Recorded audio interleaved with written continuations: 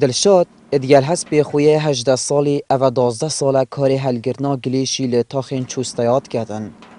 وکیوت بجید من گلی بویا هفته دوار هاتینه دامزراندن. لی امتنی 4 کس ادگل دوارن خوبی کاری انجام دادین. اد بجید مزیدتر لی 10 جاران ناسنما خوب و دامزراندنی گهاندیا جهین برپرس. هر خود زانی چند جارا از هاتیمه دامزراندنو منها جنه.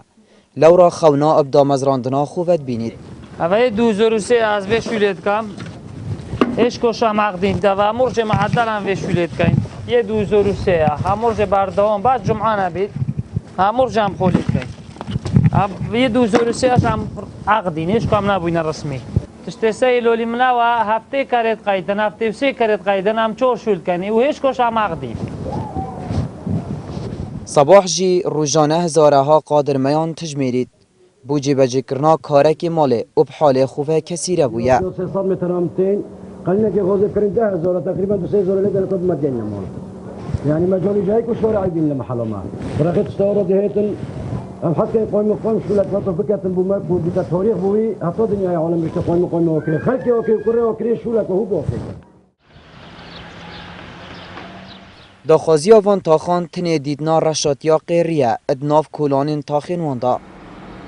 رکام اوه همو درجه چه جیانیه چه خوشینیه همو کول که خانینه یعنی داخواست ما و هر نیف شارعک هات باد محله دا نیفه که راد با چه باده هب چک تشتی من نزیک بابا ریوبر باجروانیا کریجید بیجه جبر تیگنا چونا جوانیا وان تاخاو نبونا جهی ام نکارین داخوازیا وان بجه بینین. بله دوستانی گرک انت بحث کردین او گرک نمید بجین او خانیت فلکلوری و کلتوری نکو رنمایی و تایبتمندی خوی های زمانی باجروانی آکره کم او خانی دل همان سیما همان تلارسازی هنم نوجن کرنه و حتی ریکتوان و کلانتوانش دوزانی ام نشیم چه شکلی که برفره کن چون که ده اف سیمات تکچی تو ده بیت اگر او هنده گلک خانی هنده خراب کنش بلی هنده جلوان هنری و فنی و سایسلوبه که گلک بقوته های اگر جادش شد بیت سبب هنده سپش که اون خانی ده هنده خراب کرد. اوی بابت پاکش کردن نوراست سال 2011 هیچ پیوندی ندیر نزدیک باجروانی آکره و